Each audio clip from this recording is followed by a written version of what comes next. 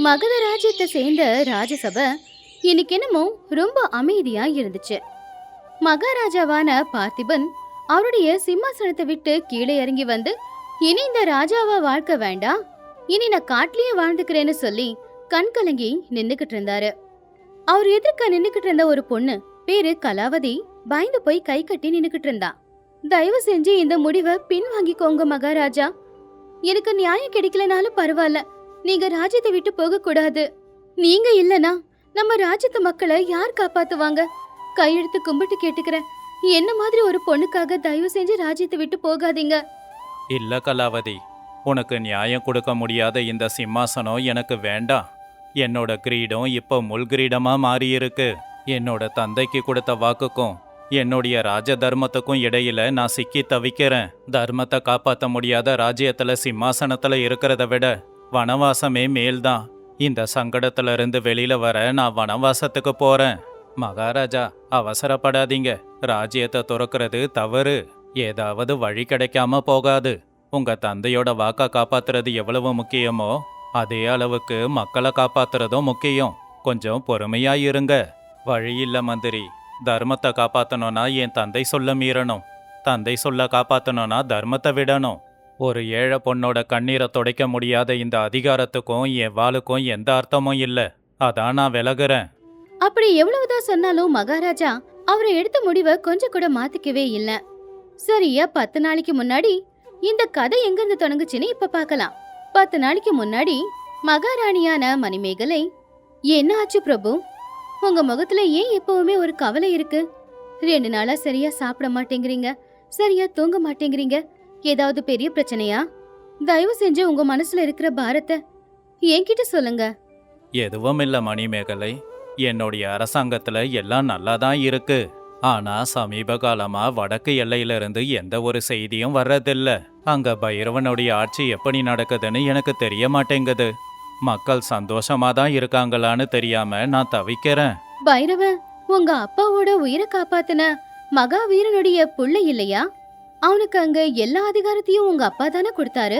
அவன் அவனுடைய தந்தை அளவுக்கு பெரிய ஆளா இல்லனாலும் மக்களை நல்லபடியா பாத்துக்கிற திறமையாவது அவகிட்ட இருக்கும் இல்லையா? அப்புறம் எதுக்காக நீங்க அதை நினைச்சு கவலைப்படுறீங்க? அதிகாரம் கண்களை மூடிடும் மகாராணி. தந்தை நல்லவர் அப்படிங்கறதால மகனும் அப்படிதான் இருப்பான்னு சொல்ல முடியாது. பசுவோட வயித்துல தான் முட்டி கிழிக்கிற காலையும் பிறக்குது. அதனால தான் நம்ம மகா மந்திரிய ரகசியமா உளவு பார்த்துட்டு வர அனுப்பியிருக்கேன். வந்ததுக்கு அப்புறம் தான் நிலவரம் தெரியும்.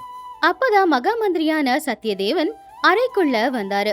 அவருடைய முகத்துல ஒரு குழப்பமும் ஒரு பயமும் தெளிவா தெரிஞ்சுது. உங்களை வணங்குகிறேன் அரசே. நான் சொல்ல போற வார்த்தை உங்களுக்கு கோவத்தை கொண்டு வரலாம். ஆனா என்னால சொல்லாம இருக்க முடியாது. நிலைமை அங்க மோசமா தான் இருக்கு அரசே. மறைக்காம உண்மைய சொல்லுங்க மந்திரி. வடக்குல என்னதான் நடக்குது? பைரவன் நல்லபடியா ஆட்சி பண்றானா இல்லையா? அரசே, உங்க சந்தேகம் உண்மையாயிடுச்சு. பைரவனுக்கு அகங்காரமும் அதிகாரமும் அதிகமாயிடுச்சு. அவனை எதிர்த்து நிக்கிறவங்கள அவன் இருட்டு சிறையில அடைக்கிறான் அரசே. நம்மளுடைய மகத ராஜ்யத்தோட பேரை சொல்லி வரிய 2 மடங்கா வாங்குறான். விளைச்சல் இல்லாம விவசாயிகள் தவிக்கும் போதும் அவங்களுடைய சொத்துக்களை பறிமுதல் பண்றான். என்ன அநியாயம் இது? மகாராஜாவோட பிரதிநிதியா இருந்து ஜனங்களோட ரத்தத்தை குடிக்கிறானா? நம்ம மகத ராஜ்யத்தை கௌரவத்தை கெடுக்கிறானா? அவனை இப்பவே கடுமையா தண்டிங்க.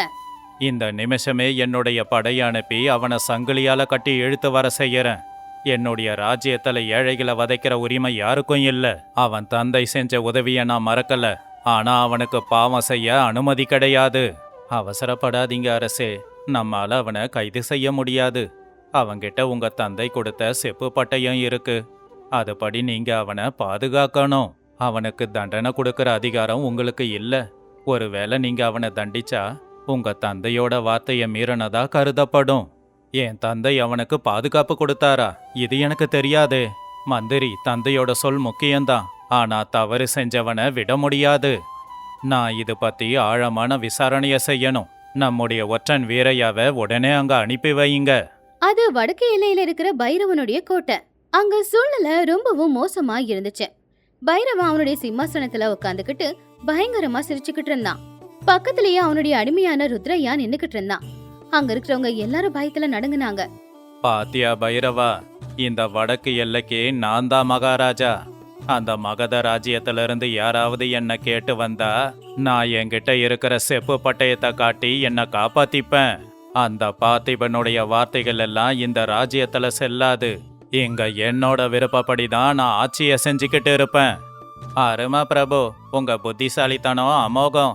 உங்க தந்தைக்கு அவங்க கொடுத்த வாக்குறுதி இப்ப உங்களுக்கு பாதுகாப்பு கவசமாயிடுச்சு. யாருடைய நிலத்தை வேணும்னாலும் நாம புடுங்கிக்கலாம்.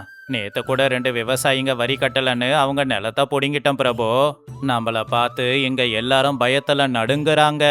அந்த பழைய கதையை விடு. அந்த ஊர் எல்லையில இருக்கிற கலாவதியோட நிலத்தை புடுங்குனீங்களா இல்லையா? அந்த நிலத்து பக்கத்துல அழகான ஆறு ஓடுது. அந்த இடத்துல எனக்கு ஒரு மாளிகையை கட்டணும்னு ஆசையா இருக்கு. அந்த வேலை எப்பவோ முடிஞ்சிடுச்சு பிரபு. அவ புருஷன் ரொம்ப பேசினான்னு அவனை நாங்க தீத்து கட்டிட்டோம். அவங்க கிட்ட இருந்து பத்திரத்துல கை நாட்டம் வாங்கிட்டோம். ஆனா அந்த கலாவதி மட்டும் ரொம்ப திமிரா இருக்கா. தன்னோட பொண்ணை கூட்டிக்கிட்டு மகத ராஜ்யத்துக்கு போய் ராஜா கிட்ட புகார் கொடுக்க போயிருக்கா. என்ன, அந்த பொம்பளைக்கு அவ்வளவு திமிரா? அவ மட்டும் மகத ராஜ்யத்துக்கு போயிட்டாள்னா பார்த்திபன் நம்மள சும்மா விட மாட்டான். அவன் தர்மத்து மேல பைத்தியம் பிடிச்சவன். நம்முடைய செப்பு பத்திரத்துல அவன் ஒரு ஓட்டைய கண்டுபிடிக்கிறதுக்குள்ள நம்முடைய ஆட்களை அனுப்பி ரகசியமா அந்த கலாவதியை இழுத்துக்கிட்டு வந்துடு. உத்தரவு பிரபு. அவ காட்டு வழியாதான் மகத ராஜ்யத்துக்கு போய்கிட்டு இருப்பா. இன்னைக்கு ராத்திரியா அவளை இழுத்துக்கிட்டு வந்து உங்க காலடியில போடுறேன். எங்க தப்பி ஓடுறான்னு நானும் பாக்கறேன். இருட்டா இருந்த அன்னைக்கு நாள் இரவுல பயங்கரமான இடி மின்னல் சத்தத்தோட மழை கொட்டு கொட்டுன்னு கொட்டுச்சு. அப்ப ஒரு வயசு பொண்ணு உயிரை கையில பிடிச்சுக்கிட்டு மகதராஜ்யத்தை நோக்கி ஓடி போய்கிட்டு இருந்தா. பின்னாடி ருத்ராவும் ஆட்களும் துரத்துனாங்க. கடவுளே, என்ன காப்பாத்து! இந்த ராட்சசனுங்க கிட்ட இருந்து என்ன காப்பாத்து! என் புருஷனை அநியாயமா கொன்னுட்டாங்க. என் சொத்து எல்லாத்தையும் பிடுங்கிக்கிட்டாங்க. இப்ப என்னையும் அடைச்சு வைக்கிறதுக்காக முயற்சி பண்றாங்க. பார்த்திபன் மகாராஜாவை சந்திக்க நான் போய்கிட்டு இருக்கேன். ஆனா என்னை இவங்க தடுக்கிறாங்க. தயவு செஞ்சு காப்பாத்து. ஏய் கலாவதி, எவ்வளவு தூரம் ஓடிட போற? இந்த காட்டை தாண்டறதுக்குள்ள உன்னை நாங்க பிடிச்சிடுவோம். மகாராஜா கிட்ட போய் எங்களை போட்டு கொடுக்க பார்த்த இல்லையா? உன்னோட தொண்டையில இருந்து இனி வார்த்தைங்க வராது. அவளை புடிங்கடா. காவலாளிங்க அந்த பொண்ணை அடிச்சுட்டாங்க. பாவம், அந்த பொண்ணு அங்கேயே உட்காந்துட்டான். அப்ப அந்த காவலாளிங்கள்ல ஒருத்தன் ஒரு கத்தி எடுத்துக்கிட்டு அவளை அடிக்க வரும்போது திடீர்னு அவங்க பின்னாடியில இருந்து ஒரு கம்பீரமான குரல் கேட்டுச்சு. மகாராஜா பார்த்திபனுடைய நம்பிக்கையான ஒற்றன் வீரையா அங்க நின்னுக்கிட்டு இருந்தான். நிறுத்துங்க. ஒரு பொண்ணுகிட்ட உங்க வீரத்தை காட்ட வெக்கமா இல்லையா? நீங்க எல்லாருமே வீரர்கள் தானா? ஒரு பொண்ணை 10 ஆம்பளைங்க சேர்ந்து துரத்துறீங்களே, உங்களுக்கு வெக்கமா இல்ல? யாருடா நீ? பைரவ மகாராஜாவோட விஷயத்துல தலையிட உனக்கு எவ்வளவு தைரியம்? குறுக்குல வராத. குறுக்குல வந்தா இந்த காட்டிலேயே பொணமாயிடுவ. ஆனா எனக்கு என்னமோ உன்னை நினைச்சாதாண்டா பாவமாயிருக்கு. நான் மகத நாட்டு ராஜா பார்த்திபனுடைய ஒற்றன். உங்க பைரவன் செய்யற எல்லா அநியாயங்களையும் பார்த்துட்டேன். வீரையா தனியாளா ருத்ரையாவோட கூட்டத்தோட மோத ஆரம்பிச்சான். அவனுடைய வாழ்வீச்சு தாங்க முடியாம ருத்ரையாவோட கூட்டத்துல இருக்கிற ஆட்கள் எல்லாம் மயங்கி விழுந்துகிட்டு இருந்தாங்க. இதை எல்லாத்தையும் பார்த்த ருத்ரையா பயந்து போய் அங்கிருந்து ஓடியே போயிட்டான். ஐயா, கடவுள் மாதிரி வந்து என்ன காப்பாத்துனீங்க. நீங்க இல்லைன்னா என்னுடைய உயிரே போயிருக்கும். என் குழந்தை அனாதை ஆயிருக்கும். இந்த உதவியை உயிருள்ள வரைக்கும் நான் மறக்க மாட்டேன். பயப்படாதம்மா. நான் மகத நாட்டு ராஜாவோட ஒற்றனாவேன். மகாராஜாவோட ஆணைப்படி தான் இங்க நடக்கிறது என்னன்னு பார்க்க வந்திருக்கேன். நீ மட்டும் ராஜா கிட்ட வந்து என்ன நடந்ததுன்னு சொன்னா அந்த பைரவனை தண்டிச்சிடுவாரு. நீ தைரியமா என் கூட மகத ராஜ்யத்துக்கு வா. நம்ம ராஜா உனக்கு நிச்சயம் நியாயம் கொடுப்பாரு. அந்த ராட்சச பைரவனை பத்தி மகாராஜா கிட்ட சொல்லி அவனுக்கு தண்டனையை வாங்கி கொடுத்தே ஆகணும் ஐயா. அப்படிப்பட்ட ராட்சசை இந்த பூமியில வாழ்றதுக்கு சுத்தமா தகுதியே இல்லாதவன். அடுத்த நாள் காலையில அது மகதராஜ்யத்து ராஜசபை. சிம்மாசனத்துல பார்த்திபன் ராஜா உட்கார்ந்திருந்தாரு. சபையே ரொம்ப அமைதியா இருந்துச்சு. கலாவதி கண்ணீரோட அவ கதையை சொல்ல ஆரம்பிச்சா. பக்கத்திலேயே வீரையாவும் நின்னுக்கிட்டு இருந்தான். மகாராஜா, அந்த பைரவைய புருஷனை கொன்னு எங்க சொத்துக்களையெல்லாம் புடுங்கிட்டான். ஊர்ல இருக்கிற பெண்களுக்கு அங்க பாதுகாப்பே இல்ல. வரி அப்படிங்கிற பேருல அங்க இருக்கிற எல்லாரையுமே அவன் கொடுமைப்படுத்திக்கிட்டு இருக்கான். ஏன்னு எதிர்த்து கேட்டதுக்கு ராத்திரியோட ராத்திரியா என்ன அடிச்சு வைக்கிறதுக்கு ஆட்களை அனுப்புனான். இவரு மட்டும் இல்லனா நான் அவங்க கிட்ட அடப்பட்டு இருப்பேன். என்ன மாதிரி ஏழைங்க நிறைய பேர் அங்க ரொம்பவும் கஷ்டப்படுறாங்க. தயவு செஞ்சு எங்களுக்கு நியாயத்தை நீங்க தான் கொடுக்கணும். எவ்வளவு தைரியம் அந்த பைரவனுக்கு! என்னோட ராஜ்யத்துல இருந்துகிட்டே என் மக்களை கொடுமைப்படுத்துறான். அவனுக்கு அதிகாரம் கொடுத்ததே மக்களை காப்பாத்த தானே. மந்திரியாரே, உடனே நம்ம படைகளை அனுப்பி அந்த பைரவனை கைது பண்ணி கூட்டிட்டு வாங்க. அவனுக்கு தண்டனை கிடைச்சே தீரணும். உத்தரவு அரசே. இப்பவே அவனை கைது பண்ணி உங்க முன்னாடி கொண்டு வந்து நிறுத்துறேன். கொஞ்ச நேரத்திலேயே சத்தியதேவனுடைய சேனை போய் பைரவனை ராஜசபைக்கு கூட்டிக்கிட்டு வந்தாங்க. அவன் முகத்துல கொஞ்சம் கூட பயமே இல்ல. அதுக்கு பதிலா அவனுடைய முகத்துல ஒரு கர்வமும் ஒரு திமிரும் தான் தெரிஞ்சுது. சபையில இருக்கிற அத்தனை பேரும் பைரவனை கோவமா முறைச்சுக்கிட்டு இருந்தாங்க. வணக்கம் அரசே.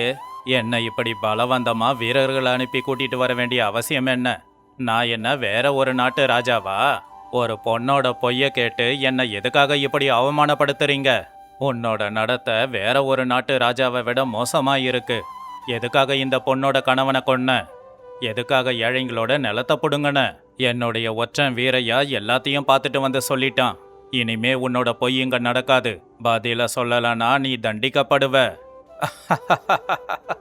என்னை தண்டிக்கிற அதிகாரம் மகத ராஜ்யத்துல யாருக்குமே கிடையாது மகாராஜா. ஏன் உங்களால கூட முடியாது. அந்த கடவுளே இறங்கி வந்தாலும் அது நடக்காது. நீங்க உங்க தந்தை கொடுத்த வாக்க மறந்துட்டீங்க போலயே. ஒருவேளை மறந்திருந்தா இந்த செப்பேட ஒரு வாட்டி பாத்துக்கோங்க அப்படின்னு சொல்லி பைரவன் அவன் கிட்ட ஒளிச்சு வச்சிருந்த ஒரு பழைய செப்பேட மகா மந்திரி கிட்ட கொடுத்தான்.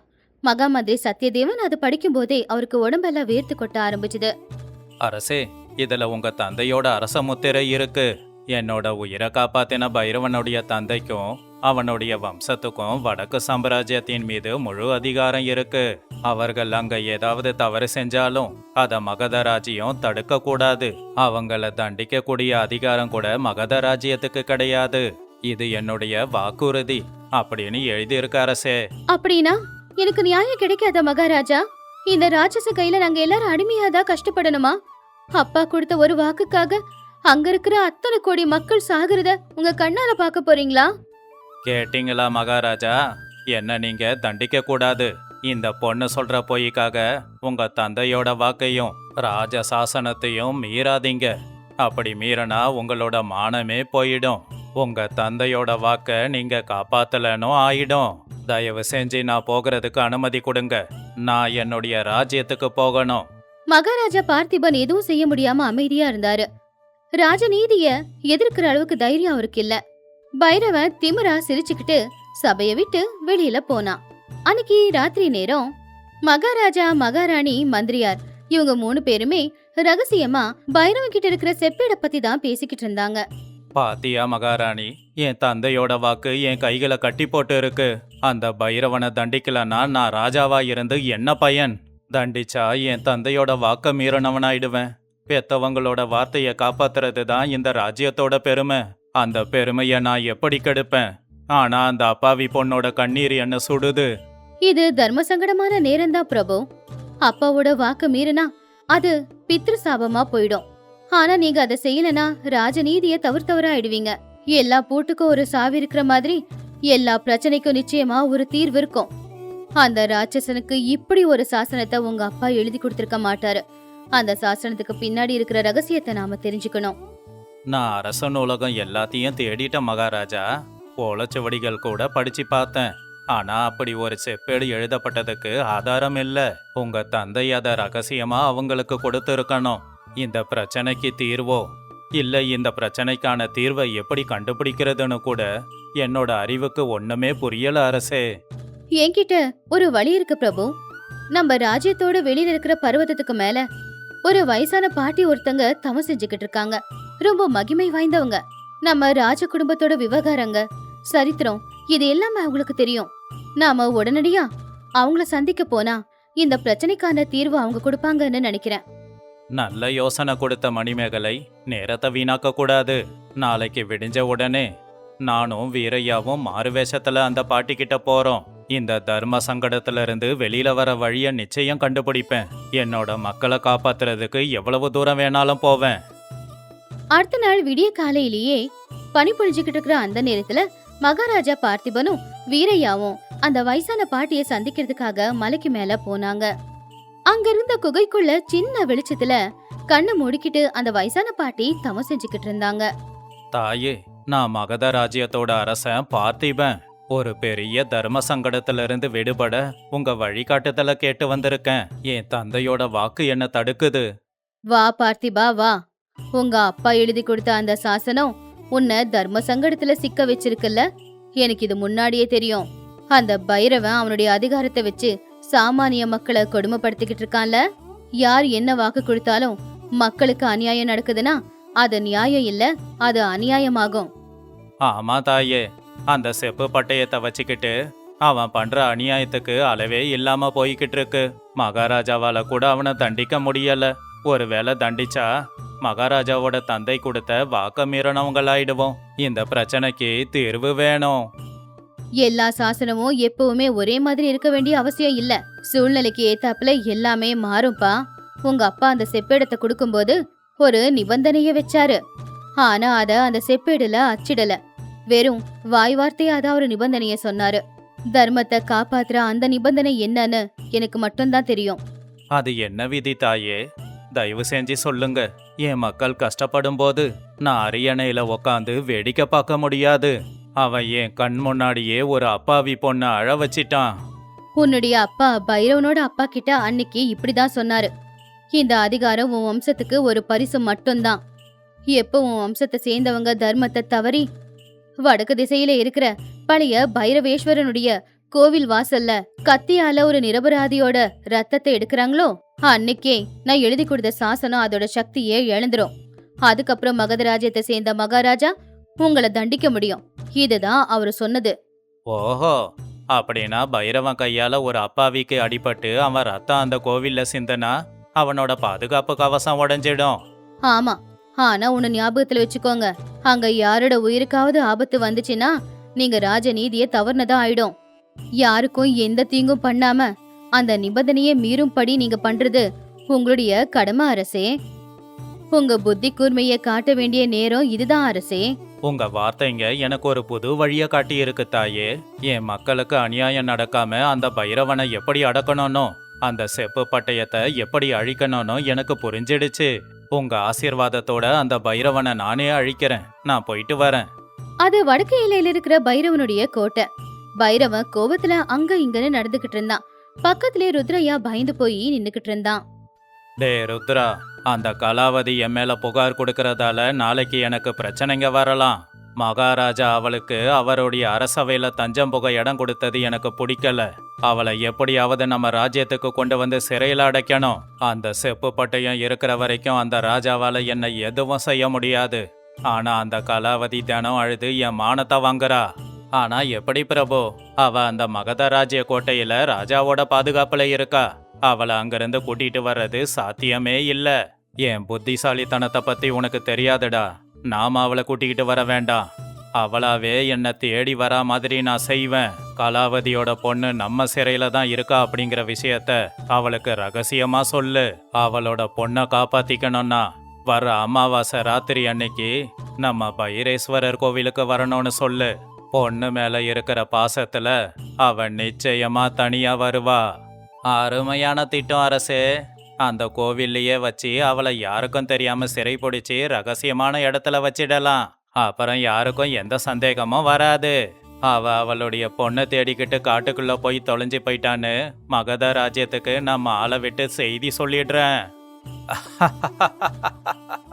அந்த மகத ராஜ்யத்து மகாராஜா இருக்கானே, அவன் ஒரு பொம்மடா. அந்த செப்பேடு என்கிட்ட இருக்கிற வரைக்கும் அந்த சிவனால கூட என்ன எதுவும் செய்ய முடியாது. அத்தோட அந்த கலாவதி தொல்லை எனக்கு முடிஞ்சது. அமாவாசை ராத்திரி பழைய பைரவேஸ்வரனுடைய ஆலயம் அது. சுத்தி தீப்பந்தங்கள் எரிய வவ்வால்களோட கீச் கீச் சத்தத்துல அந்த இடம் பார்க்க ரொம்ப பயங்கரமா இருந்துச்சு.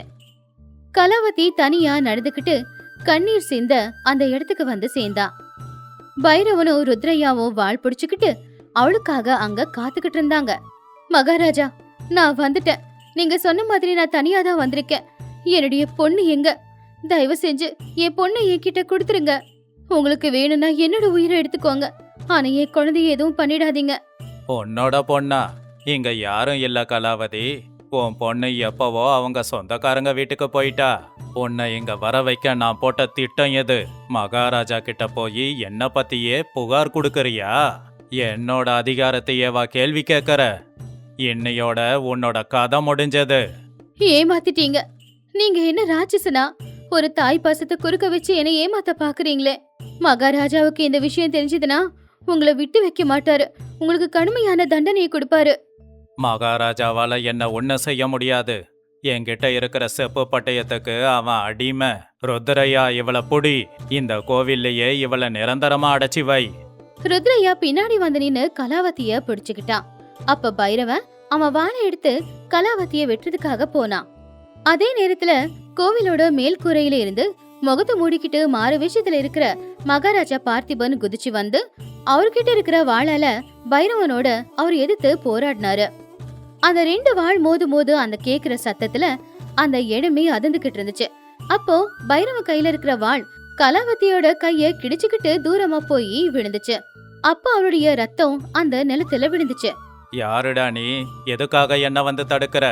என் கையில இந்த செப்பு பட்டயம் இருக்கிற வரைக்கும் யாரும் என்ன தடுக்க முடியாது. நான் குறுக்க வந்தது உன்னோட வேலைக்கு நடுவுல இல்ல பைரவா, உன் பாவத்துக்கு நடுவுல. அதுக்கு முற்றுப்புள்ளி வைக்க தான் வந்திருக்கேன். மகாராஜா நீங்களா? மகாராஜா நீங்களா? ஆமா, இங்க எதுக்கு வந்தீங்க? என்ன சிறைப்பிடிக்கிறதுக்கா? என்கிட்ட செப்பேடு இருக்கிறது மறந்து போச்சா? அதுல எழுதி இருக்கிற சாசனம் உங்களை தடுக்கும். உங்க தந்தையோட வாக்க தான் நீங்க மீற முடியாது. அந்த செப்பு பட்டயம் இப்ப ஒன்னுத்துக்கும் வேலைக்காகாது பைரவா.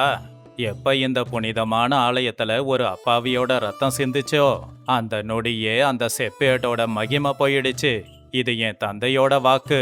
நீ உன்னோட கையாலேயே உன் பாதுகாப்பு கவசத்தை உடைச்சிட்ட. இப்ப நீ சாதாரண குற்றவாளி. விதியா? என்ன விதி? எனக்கு தெரியாது. என்ன ஏமாத்த பாக்குறீங்க? என்ன பயமுறுத்த நீங்க ஆடுற நாடகம்தான் இது. அதர்மம் என் ரத்தத்துல இல்ல பைரவா. அதர்மத்தை அழிக்க நான் கண்டுபிடிச்ச தர்ம வழி இது. வீரையா, வெளியில வா. இந்த பைரவனை சிறைப்பிடி. இந்த பைரவனோட கொட்டத்தை நான் அடக்குறேன். இன்னைக்கு என் வாள் அந்த சிவனோட சூலமா மாறும். கோயிலுக்கு வெளியே நின்னுக்கிட்டு இருந்த வீரையாவும் அவனுடைய சேனையும் வந்து ருத்ரையாவையும் காவலர்களையும் அடிச்சுட்டாங்க. பைரவனுக்கும் மகாராஜா பார்த்திபனுக்கும் அங்க பெரிய யுத்தமே நடந்துகிட்டு இருந்துச்சு. அந்த இடம் இப்ப பார்க்க ரொம்ப பயங்கரமா இருந்துச்சு. ஆனா மகாராஜா பார்த்திபன் முன்னாடி பைரவனால ஜெயிக்கவே முடியல. அவன் கிட்ட இருந்த வாளை தூக்கி மகாராஜா தூரமா எரிஞ்சிட்டாரு. வாளை ஏந்தி சண்டை போட தெரியாமலடா இத்தனை நாளா பொறுமையா இருந்தேன்.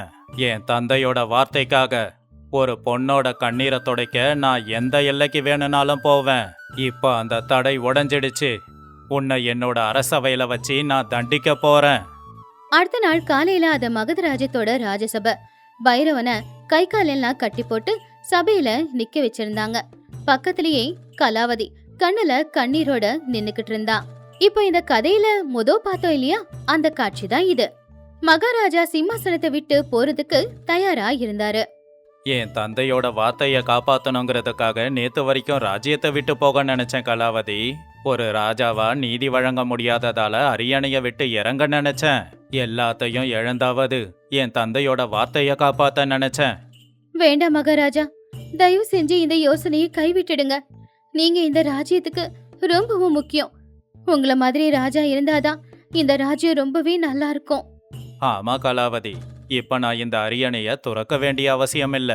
ஏன்னா இந்த பைரவன் ஒரு அப்பாவியான உன்னோட ரத்தத்தை கோவில்ல சிந்த வச்சு அந்த செப்பு பட்டயத்தோட மதிப்பை உடைச்சிட்டான்.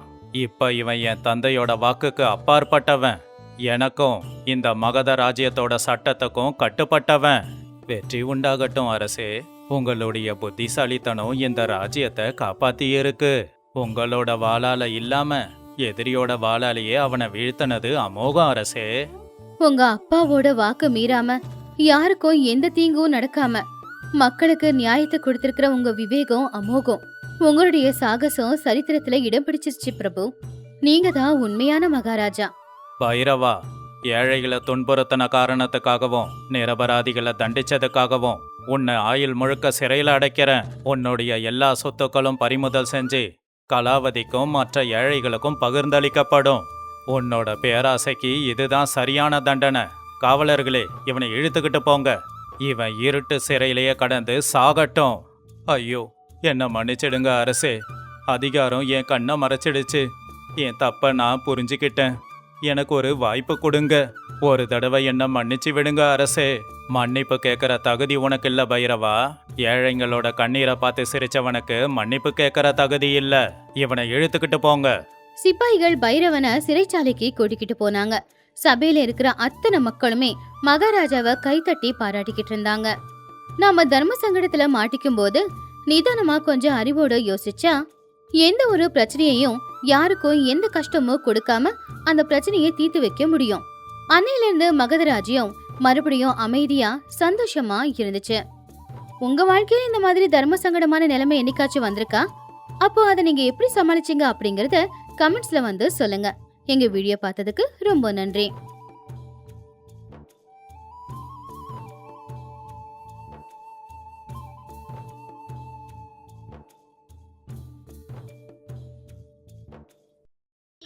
அது மலை பிரதேசத்துக்கு நடுவுல இருக்கிற ஒரு அழகான குளிர்ச்சியான ஊரு. அந்த ஊஜனங்களுக்கே அந்த ஊரை சுத்தி இருக்கிற காடு தான் வாழ்க்கையாவே இருந்துச்சு. அந்த வருஷம் குளிர்காலத்துல பொழிஞ்ச பனி கடந்த 40 வருஷமா யாரும் பார்க்காத பனி. அடுப்புல இருக்கிற நெருப்பால கூட அந்த குளிர தடுக்க முடியல. அந்த ஊர்ல மாதவன் அப்படிங்கிற ஒரு ஏழை வாழ்ந்துகிட்டு இருந்தான். மாதவன் அந்த காட்டுல கிடைக்கிற மூலிகையை அரிச்சு மருந்து செஞ்சு வித்துக்கிட்டு இருந்தான். அவனுக்கு காத்தியாயினி அப்படிங்கிற ஒரு நல்ல குணம் இருக்கிற மனைவி இருந்தா. அவங்க ஏழையா இருந்தாலும் மத்தவங்க மேல பாசம் அன்பு வைக்கிறதுல அவங்கள மாதிரி பணக்காரங்க இல்ல. பக்கத்துலதான் அறிவு அப்படிங்கிற ஒரு பணக்காரன் இருந்தான். அவனுக்கு பணத்தாசை ரொம்ப அதிகம். அந்த குளிர்லயும் எல்லாரும் கஷ்டப்படும் போது கூட அவன்கிட்ட இருக்கிற விறகு கட்டையில இருந்து ஒரு கட்டை கூட யாருக்குமே தானம் பண்ணல. அன்னைக்கு அந்த ஊர்ல ரொம்பவும் குளிர் கடுமையா இருந்துச்சு. அப்போ மாதவனும் காத்தியாயினியும் ஒரு போர்வையை போத்திக்கிட்டு சின்னதா நெருப்பு மூட்டிக்கிட்டு குளிர் காஞ்சிக்கிட்டு இருந்தாங்க. சரியா அந்த நேரத்துலதான் அவங்க வீட்டு கதவை யாரோ ஓங்கி தட்டிக்கிட்டு இருந்தாங்க.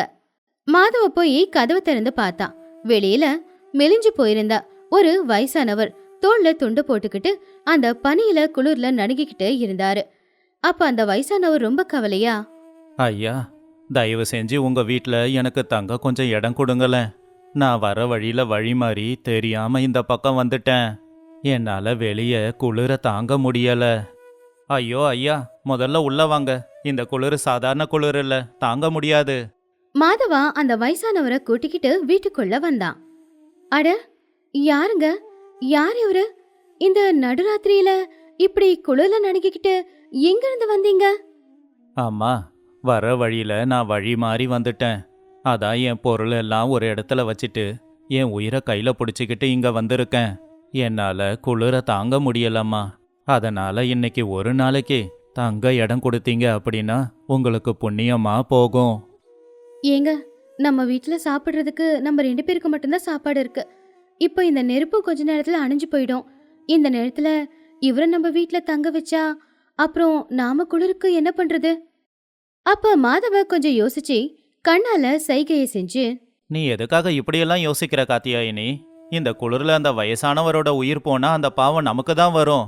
சாப்பாடு கொஞ்சமா இருந்தாலும் அதை எல்லாருக்கும் பகிர்ந்து கொடுக்கறது தான் நல்ல குணம். ஐயா, நீங்க போய் அந்த நெருப்புக்கு பக்கத்துல உக்காந்துக்கோங்க. நாங்க உங்களுக்கு சாப்பாடு கொண்டு வரோம். அந்த பெரியவர் கையெடுத்து கும்பிட்டு, நீங்க செய்யற உதவிக்கு ரொம்ப நன்றிப்பா. உங்களை மாதிரி நல்லவங்க இருக்கிறதால தான் இன்னும் இந்த உலகத்துல மழை பெய்யுது. காத்தியாயினி விருப்பமே இல்லாம தான் சமையல் செய்ய ஆரம்பிச்சா. அன்னைக்கு அவங்க 2 பேரும் சாப்பிடுற சாப்பாட்டை வந்தவருக்கு கொடுத்தா. அவங்க 2 பேருக்கும் சாப்பிட வேற எதுவுமே இல்ல. அப்ப மாதவன் அந்த வயசானவர்கிட்ட, ஐயா, நீங்க இந்த நெருப்புக்கிட்டேயே உக்காந்துக்கிட்டு இருங்க. உங்களை குளிர்ல இருந்து காத்துக்க நாங்க உங்களுக்கு இன்னொரு போர்வைய கொண்டு வந்து கொடுக்கறோம். ஏங்க, இன்னொரு போர்வை எங்க இருக்கு? அப்ப மாதவன் வீட்ல இருக்கிற ஒரு பழைய போர்வைய காட்டி, அதான் நம்ம கிட்ட ஒரு போர்வை இருக்குல்ல காத்தியாயினி, அதை நாம பாதியா கிழிச்சுக்கலாம். பாதி பாதியாவா? உங்களுக்கு அறிவு இருக்கா? அந்த ஒரு போர்வையை போத்திக்கிட்டாலே நம்மளால குளிர்ல இருந்து தப்பிக்க முடியாது. இதுல பாதி பாதினா அந்த குளிர நம்ம செத்து தான் போகணும். கோவப்படாத, நமக்கு குளிரால எதுவும் ஆகாது. ஆனா இவரு குளிர் தாங்க முடியாம கஷ்டப்பட்டா அந்த பாவம் நமக்கு தான் வரும். அந்த போர்வைய பாதியா கிழிச்சிடு. பாதி அவருக்கு கொடுத்துட்டு மிச்ச பாதிய நாம வச்சுக்கலாம். சரி, என் பேச்சு எப்படி நீங்க கேட்க போறதில்ல. அப்படி போர்வைய 2ஆ கிழிச்சு வந்தவருக்கு ஒரு போர்வையை கொடுத்தா. அப்ப அந்த வயசானவர் கண்ணுல கண்ணீரோட, நீங்க எனக்காக உங்ககிட்ட இருந்த ஒரு போர்வையில பாதிய கிழிச்சு கொடுத்துருக்கீங்க. உங்க குடும்பம் எப்பவும் சந்தோஷமா இருக்கணும். மாதவனும் காத்தியாயினியும் இருக்கிற ஒரு போர்வையை கூட கிழிச்சு வயசானவருக்கு கொடுத்ததுனால இப்ப அவங்களால குளிர் தாங்க முடியல. நெருப்பும் கிட்டத்தட்ட அணையிற நிலைமை வந்துருச்சு. அப்போ அவனுக்கு ஒரு யோசனை வந்துச்சு. காத்தியாயினி, கொஞ்சம் இரு. பக்கத்துல ரங்கையா இருக்கான்ல, அவங்கிட்ட நிறைய விறகுங்க இருக்கும். நான் போய் கொஞ்சம் விறகு அவங்கிட்ட கேட்டு வாங்கிட்டு வரேன். வேண்டாம், அவர் கொடுக்க மாட்டாரு. அவரை பார்த்தாலே தெரியல அவர் எப்படிப்பட்ட மனுஷன்னு. அதுவும் இல்லாம வாய்க்கு வந்தபடி ஏதாவது பேசிடுவாரு. அதனால என்ன முயற்சி பண்ணி பார்க்கறேன். கஷ்டத்துல இருக்கேன்னு கேட்கும்போது அவன் உதவி செய்ய மாட்டானா என்ன? நீ இந்த பெரியவரை பத்திரமா பார்த்துக்கோ. நான் இப்பவே வந்துடுறேன். மாதவன் குளிர்ல நடுங்கிக்கிட்டே பக்கத்து வீட்டுல இருக்கிற ரங்கையாவோட வீட்டுக்கு போனான். ரங்கையா போர்வைய போத்திக்கிட்டு நெருப்புக்கு முன்னாடி உட்காந்து குளிர் காஞ்சிக்கிட்டு இருந்தான். அண்ணே, ரங்கையா அண்ணே, வணக்கண்ணே. ஓஹோ, நீயா மாதவா? என்னாச்சு? இந்த குளிர்ல வீட்டுக்குள்ள உக்காராம என் வீட்டுக்கு எதுக்கு வந்திருக்க? அண்ணே, என்ன தப்பா எடுத்துக்காதீங்க அண்ணே. எதிர்பாராத விதமா என் வீட்டுக்கு ஒரு பெரியவர் வந்திருக்காரு. ஆனா என் வீட்டுல விறகெல்லாம் தீந்து போயிடுச்சு. அதான் உங்ககிட்ட நிறைய விறகு இருக்குமே, கொஞ்சம் விறகு எனக்கு கொடுத்தீங்கன்னா நான் வீட்டுக்குள்ள தீய மூட்டி குளிர் காஞ்சிப்பேன். வந்தவரும் அவரும் கொஞ்சம் குளிர் காஞ்சிப்பாருல்ல. என்னது, உன் வீட்டுக்கு வந்திருக்காங்களா? நீ என்ன அவ்வளோ பெரிய பணக்காரனா என்ன? வீட்டுக்கு விருந்தாளிங்க வந்தாங்கன்னா அவங்கள நல்லபடியா பார்த்து அனுப்புற தகுதி உனக்கு இருக்கா? இங்க இருக்கிற ஒவ்வொரு விறகும் நான் கஷ்டப்பட்டு எனக்காக சேர்த்தது. நான் கேட்கறது ஒரே ஒரு விறகு தானே. அது 1 மணி நேரம் எரிஞ்சா போதும். அந்த கதகதப்புல அவர் படுத்து தூங்கிடுவாரு. அவர் வந்திருக்கிறது உன் வீட்டுக்கு. நான் எதுக்காக உதவி பண்ணணும்? அவர் வழி தவறி உன் வீட்டுக்கு வந்ததுக்கு பதிலா எங்கேயாவது போய் சாக வேண்டியது தானே. வேணும்னா ஒன்று பண்ணு, 10 காசு எனக்கு கொடு. அப்ப வேணும்னா ஒரு விறகு கொடுக்கறேன். என்கிட்ட அந்த 10 காசு இல்லைன்னு. நான் நாளைக்கு காட்டுக்கு போய் விறகு வெட்டி கொண்டு வந்து கொடுக்கறேன். இன்னைக்கு ஒரு நாளைக்கு ஒரு விறகு கொடுன்னு. இங்க பாரு, நீ வேணும்னா பணத்தை பத்தி யோசிக்காம இருக்கலாம். ஆனா நான் எல்லாத்தையும் பணத்தை வச்சு தான் பார்ப்பேன். இந்த தர்மம் எல்லாம் எனக்கு பண்ண தெரியாது. ஒழுங்கா இங்கிருந்து போ, இல்ல இந்த நெருப்பள்ளி உன் மேல கொட்டிடுவேன். மாதவன் வேற வழி இல்லாம அவமானத்தோட வீட்டுக்கு திரும்பி வந்தான். அவன் இன்னும் குளிர்ல நடுங்கிக்கிட்டு தான் இருந்தான். மாதவா நடந்தது என்ன அப்படின்னு காத்தியாயினி கிட்ட சொன்னப்போ அவனும் அதை கேட்டு வருத்தப்பட்டா. வயசானவர் பக்கத்துல இருந்து அதை எல்லாத்தையும் கேட்டுக்கிட்டு இருந்தாரு. அப்ப காத்தியாயினி புருஷன் கிட்ட, நான் தான் அப்பவே சொன்னல அந்த மனுஷன் உதவி செய்ய மாட்டான் அப்படின்னு. இப்ப என்ன பண்றது? நெருப்பும் அணைற நிலைமைக்கு வந்துருச்சு. போத்திக்க சரியான போர்வையே இல்லையேங்க. அப்ப மாதவ யோசிச்சு பார்த்துட்டு, காத்தியாயினி, ஒரு நிமிஷம். நமக்கு உதவி பண்ண யாரும் இல்ல. ஆனா வந்தவரை நாம நல்லபடியா பாத்துக்கணும் இல்ல? எழுந்திருச்சு பக்கத்துல இருக்கிற ஒரு மனைய பார்த்தான். ஏங்க, எதுக்கு அந்த மனைய பாக்குறீங்க? அந்த மனை நம்ம வீட்ல ரொம்ப நாளா இருக்கு. அது எங்க அப்பா கொடுத்தது. இப்போதைக்கு அதை உடைச்சி நெருப்புல போட்டாலாவது நாம கொஞ்ச நேரம் குளிர் காயலாம். ஐயோ, எரிக்க போறீங்களா? அதை வித்தாலாவது கொஞ்சம் பணம் கிடைக்கும். அதை எரிக்கிறேன்னு சொல்றீங்களே, அது நம்ம சொத்து இல்லையா? காத்தியாயினி, அந்த மனையை வித்தா கொஞ்சம் பணம் கிடைக்கலாம். ஆனா இப்ப பணத்தை வச்சு எதுவும் செய்ய முடியாது. குளிர தாங்க முடியல. வந்தவரு குளிர் தாங்க முடியாம இருக்கக்கூடாதுல்ல. அதனால அந்த மனையை எரிக்கலாம். மாதவா உடனே அந்த மனைய உடைச்சு அத நெருப்புல போட்டு நெருப்ப கொளுத்துனா. உடனே தீ பிடிச்சதுனால அங்க கதகதப்பா இருந்துச்சு. அவங்க 3 பேருமே நெருப்புக்கு பக்கத்துல உட்கார்ந்திருந்தாங்க. வயசான ஒரு கண்ணுல சந்தோஷம் தெரிஞ்சுது. மாதவனுடைய கண்ணுல ஒரு நிம்மதி தெரிஞ்சுது. ஏன் மாதவா, நான் யாருன்னே தெரியாது. ஆனா எனக்காக உன்கிட்ட இருக்கிற எல்லாத்தையும் கொடுக்கறியே. உனக்கு இதெல்லாம் கஷ்டமா இருக்காதா? இவ்ளோ கருணை, இவ்ளோ தர்ம குணம் எங்கிருந்து வந்துச்சு? உன்னை பார்த்தா பெருமையா இருக்கு. ஐயா, இந்த கருண குணம் மட்டும்தான் என்கிட்ட இருக்கிற ஒரே ஒரு சொத்துங்க. அன்னைக்கு ராத்திரி முழுக்க அவங்க 3 பேருமே நெருப்புக்கு பக்கத்துல தான் உட்கார்ந்திருந்தாங்க. அவங்களுக்கு இப்ப குளிர் அதிகமா இருக்கல. மாதவனும் காத்தியாயினியும் வந்தவரை நல்லபடியா பாத்துக்கிட்டதுல சந்தோஷமா தான் இருந்தாங்க. அடுத்த நாள் காலையில அந்த வயசானவர் மாதவனையும் காத்தியாயினியும் எழுப்பாமையா அங்கிருந்து போயிட்டாரு. அவரு படுத்திருந்த படுக்கைக்கு மத்தியில ஒரு காகிதம், அதுக்கப்புறம் அது பக்கத்துல ஒரு சின்ன மரக்குச்சி மட்டும்தான் இருந்துச்சு. காத்தியாயினி எழுந்திருச்சு பார்த்து, ஐயோ, அந்த வயசானவர் எங்கங்க? ஒருவேளை போயிட்டாரோ? அப்ப மாதவன் அந்த காகிதத்தை பார்த்து, இரு காத்தியாயினி, இங்க ஏதோ கடுதாசி இருக்கே. அன்புள்ள மாதவா, நீ செஞ்ச உதவிக்கு நான் நன்றி சொல்றேன். நான் வழி மாறி இங்க வந்தவன் இல்ல. இங்க சுத்தி இருக்கிற ஊர்லயே நான் தான் பெரிய பணக்காரன். ஜனங்க எப்படி இருக்காங்கன்னு பார்க்கணும்னு வந்தேன். உன் நல்ல குணத்தை பார்த்து நான் ரொம்ப சந்தோஷப்பட்டேன். உன்கிட்ட இருந்த எல்லாத்தையுமே எனக்காக நீ இழந்த. ஆனா உன் பக்கத்து வீட்டில் இருந்த அந்த தர்மையா எவ்வளவு கஞ்ச பிசுனாரி அப்படின்னும் நான் தெரிஞ்சுக்கிட்டேன். அவனுடைய குணமே நாளைக்கு அவனை அழிக்கப் போகுது. இதோ உங்களுக்காக ஒரு மரக்குச்சியை வச்சிட்டு வந்திருக்கேன். உன்னோட அன்புக்கும் பாசத்துக்கும் நான் உனக்கு கொடுக்குற பரிசு அது. இந்த குச்சியை நீ எதுக்காக பயன்படுத்தினாலும் அது உனக்கு 10 மடங்கு பலனை கொடுக்கும். நீங்க சந்தோஷமா வாழணும். காத்தியாயினி அந்த மரக்குச்சியை பார்த்து, என்னங்க இது, இந்த சின்ன மரக்குச்சியா? அவ்வளவு பெரிய பணக்காரரு இந்த ஒரு சின்ன குச்சியை கொடுத்துட்டு போயிருக்காரு. இதுக்கு அந்த மணியை நெருப்புல போடாம இருந்திருந்தாலாவது நமக்கு கொஞ்சம் பணம் வந்திருக்கும்ல. இல்ல காத்தியாயினி, இது நாம செஞ்ச உதவிக்கு அந்த பெரியவர் பரிசா கொடுத்தது. இதை சுயநலம் இல்லாம பயன்படுத்தும் போது அதோட மகிமை நமக்கு தெரிய வரும். அன்னையிலிருந்து மாதவன் அவர் கொடுத்துட்டு போன மரக்குச்சியை வச்சுதான் ஏதாவது ஆசாரி வேலை செய்யும் போது பலகையை இடிக்கிறதுக்கு பயன்படுத்துவான். மூலிகையை நசுக்கும் போது அந்த பலகையை பயன்படுத்துவான். ஆச்சரியம் என்ன அப்படின்னா, அந்த குச்சியில மூலிகையை நசுக்கும் போது அதுக்கு மருத்துவ குணம் பல மடங்கு அதிகமாச்சு. ஏதாவது பலகையை இடிச்சா அது நல்ல திருடமான பலகையா மாறுச்சு. மாதவன் காத்தியாயினி கிட்ட, பாத்தியா காத்தியாயினி, அந்த எதிர்பாராம வந்த பெரியவர் செஞ்ச உதவி நம்ம வாழ்க்கையே மாத்தி இருக்கு. மாதவா அந்த சின்ன குச்சியை வச்சு வளர்ந்து ஊர்லயே பெரிய பணக்காரனா ஆனா. அவனுடைய கருணை தான் இன்னைக்கு அவனுக்கு பலனை கொடுத்துச்சு. இந்த விஷயம் ரங்கையாவுக்கு தெரிய வந்துச்சு. உடனே ரங்கையா மாதவன் கிட்ட வந்து, ஏண்டா மாதவா, அன்னைக்கு ராத்திரி வந்த அந்த பெரியவர் யாருன்னு எனக்கு தெரியாது. ஆனா உன்னோட கருணை தான் உன்னை பெரிய ஆளா மாத்தி இருக்கு. அன்னைக்கு நீ கேட்ட ஒரு விறக நான் கொடுத்திருந்தா நான் கூட 10 மடங்கு பெரிய பணக்காரனாயிருப்பேன். என் வாழ்க்கைய அழிச்சிட்டியே. இல்லைங்க அண்ணன், உங்க வாழ்க்கையை அழிச்சது நான் கிடையாது, நீங்களே தான். அன்னைக்கு மட்டும் நீங்க அந்த வயசானவருக்காக ஒரு விறக கொடுத்திருந்தா உங்க வாழ்க்கை இப்போ நல்லா இருந்திருக்கும். நாம என்ன பண்ணமோ அதுக்கான பலன் நம்ம 2 பேருக்குமே கிடைச்சிருக்கு. மாதவன் தனக்குன்னு சுயநலமா யோசிக்காம வீட்டுக்கு வந்தவரை நல்லபடியா கவனிக்கணும் அப்படின்னு நினைச்ச அவனுடைய எண்ணம் தான் இன்னைக்கு அவனுடைய வளர்ச்சிக்கு காரணமா இருந்துச்சு. ஆனா ரங்கையா மனசுக்குள்ள நிறைய கஞ்சத்தனமும் சுயநலமும் இருக்கிறதுனால அவன் அந்த வாய்ப்பை இழந்துட்டான்.